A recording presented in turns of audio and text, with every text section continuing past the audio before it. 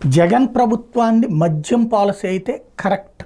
ఎందుకని అంటే ప్రభుత్వ రంగంలోకి మద్యం దుకాణాలు తీసుకురావడం, అలాగే మద్యాన్ని దశల వారీగా వినియోగం తగ్గించాలి అంటే ఐక్యరాజ్య సమితి అనుబంధ వరల్డ్ హెల్త్ ఆర్గనైజేషన్ చూపించినటువంటి లెక్కల ప్రకారం ధరలు ఎక్కువ పెట్టి తక్కువ తాగేలా చేయటం, అట్లాగే రెగ్యులర్గా అలవాటైన మద్యం అందుబాటులో ఉంటే అదే తాగుతారు కాబట్టి అది మార్చేయాలి అన్నట్టు.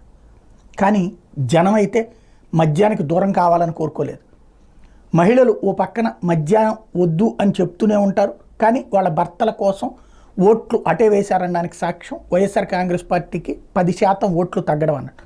అదే సందర్భంలో మద్యం ధర అన్నటువంటిది మాత్రం ఒక కోపం తెప్పిస్తే మందుబాబులకి అది తగ్గిస్తామన్న చంద్రబాబు మీద నమ్మకం కలిగింది.